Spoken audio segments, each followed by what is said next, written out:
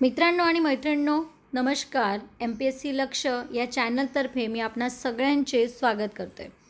गेल्या 6 वर्षापासून चालू घडामोडींचं हे सेशन दिल्यानंतर सरांमार्फत आपल्या लेक्चरच्या शेवटी काही क्वेश्चन्स घेण्यात येत होते, परंतु हा क्वेश्चनचा सेट वाढावा म्हणून आम्ही एक नवीन उपक्रम सादर करत आहोत, ज्यामध्ये क्वेश्चन सेट हे वेगळ्या व्हिडिओच्या रूपात तुमच्यापर्यंत येतील.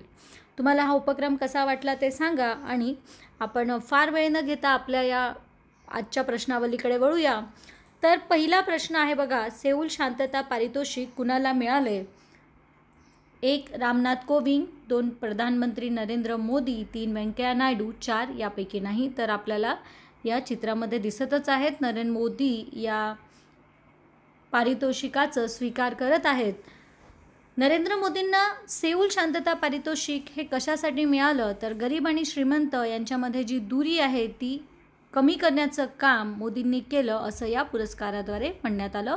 या पुरस्काराची रक्कम ही फार मोठी होती, 1,30,00,000 एवढी मोठी रक्कम होती आणि ही जी रक्कम आहे ही नरेंद्र मोदी यांनी नमामि गंगे या उपक्रमासाठी दिलेली आहे. शिवाय 1,30,00,000 ही एवढी मोठी रक्कम यामार्फत देण्यात आली आहे.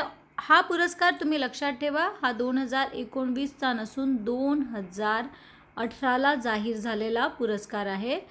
याआधी डेमोक्रॅटिक पार्टीचे मर्केगेल यांना हा पुरस्कार मिळालेला आहे 2016मध्ये आणि 2014मध्ये जर्मनीच्या अध्यक्षा अँजेला मर्केल यांनी हा पुरस्कार घेतलेला आहे. आणि सध्या हा जो पुरस्कार देण्यात आला आहे, सेऊल शांतता पुरस्कार, हा दक्षिण कोरियामार्फत देण्यात आलेला आहे. आपले नरेंद्र मोदी सध्या दक्षिण कोरियाच्या दौऱ्यावरती आहे. शिवाय हा पुरस्कार घेत असताना नरेंद्र मोदींनी असे सुद्धा म्हटले की हा पुरस्कार मला महात्मा गांधी यांच्या 150व्या जयंतीच्या दरम्यान मिळाला, याबद्दल मला अतिशय आनंद वाटतोय. बघा पुढला प्रश्न, कुठला दिवस रिनो डे म्हणून साजरा करण्याचे निश्चित करण्यात आलेले आहे? तर आपल्याला हे माहीत असायला पाहिजे. 22 सप्टेंबर हा जो दिवस आहे, म्हणजे त्याचं उत्तर असेल पर्याय क्रमांक 1. 22 सप्टेंबर हा रिनो डे म्हणून साजरा करण्याचे ठरविण्यात आलेले आहे. रायनो म्हणजे एक शिंगी जो आपला गेंडा असतो त्याला रायनो असे म्हणण्यात येतं. पुढला प्रश्न बघूया. आदी महोत्सवचे उद्घाटन कोठे करण्यात आले? ट्रायबल फेस्टिवल आहे हा, ज्याला आपण आदी महोत्सव असं म्हणतो. आणि आदी महोत्सवचं उद्घाटन कुठे करण्यात आलेलं आहे? पुढील प्रश्न आहे, परिवर्तन ही योजना कुठल्या राज्य सरकारने सुरू केली आहे? हरियाणा, बिहार, उत्तर प्रदेश, पंजाब. तर याचं उत्तर आहे हरियाणा. हरियाणामध्ये ही योजना सुरू करण्यात आलेली आहे. आणि परिवर्तन योजना हरियाणा 2018 असं हिचं नामकरण करण्यात आलेलं आहे. आणि याचं जे मुख्य उद्दिष्ट आहे ते म्हणजे स्वच्छीकरण, म्हणजे क्लीनलीनेस आणि पोल्युशन याच्यासाठी यापासून मुक्त करण्याचं मुख्य ध्येय याच्यामध्ये ठरवण्यात आलेलं आहे. विश्व सामाजिक न्याय दिवस हा कुठल्या दिवशी साजरा करण्यात येतो? तर 4 पर्याय दिले आहेत. 1 20 फेब्रुवारी, 21 फेब्रुवारी, 3 22 फेब्रुवारी आणि 4 23 फेब्रुवारी. तर याचं उत्तर आहे 20 फेब्रुवारीला विश्व सामाजिक न्याय दिवस हा साजरा करण्यात आला आहे. आणि हा विश्व सामाजिक न्याय दिवस हा 2007मध्ये करण्याचे ठरवण्यात आले होते संयुक्त राष्ट्र सभेमार्फत. आणि 2009पासनं म्हणजे मागील 10 वर्षापासनं हा विश्व सामाजिक न्याय दिवस हा साजरा करण्यात येत असतो.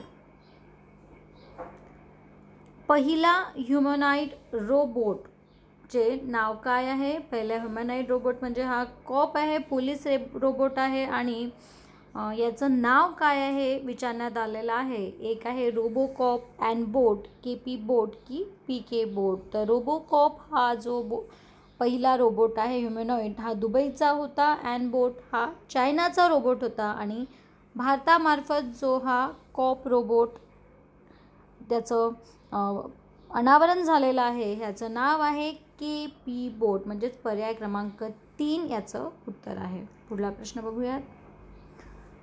ISSF नेमबाजीची विश्वकपची स्पर्धा ही कुठे सुरू करण्यात आली आहे? याचे पर्याय आहे. पर्याय क्रमांक 1 मुंबई, 2 कलकत्ता, 3 दिल्ली आणि 4 मद्रास. याची जी स्थापना आहे ती 1897 मध्ये झाली होती आणि ही जी स्पर्धा आहे ही सध्या दिल्लीमध्ये याची सुरुवात ही करण्यात आलेली आहे. पुढला प्रश्न बघूयात. कुठल्या जिल्ह्यांनी 100 तासामध्ये 11,000च्या वर टॉयलेट्स बांधण्याचा विक्रम केला आहे? हा आजचा प्रश्न आहे. याचे 4 पर्याय दिलेले आहे. विजयनगरम, 2 गोपालगंज, 3 पाटणा आणि 4 आरामगीरपूर. तर यातील योग्य पर्याय कोणता आहे ते तुम्हाला कमेंट्स बॉक्समध्ये सांगायचं आहे. आणि जर तुम्हाला हा उपक्रम आवडला तर नक्की सांगा. आपण यामध्ये अनेक प्रश्नांच्या सिरीज घेऊन येऊत आणि तुमच्यासाठी असेच प्रश्न आम्ही ठेवू. ज्या पद्धतीनं आपल्याला चालू घडामोडींवरती 20 ते 22 प्रश्न हे असतातच आणि त्यामुळे आपल्याला जास्तीत जास्त मार्क्स स्कोअर करायला पण त्याचा फायदा होईल. आणि करंटच्या न्यूज झाल्यानंतर तुम्ही हे प्रश्न बघू शकता.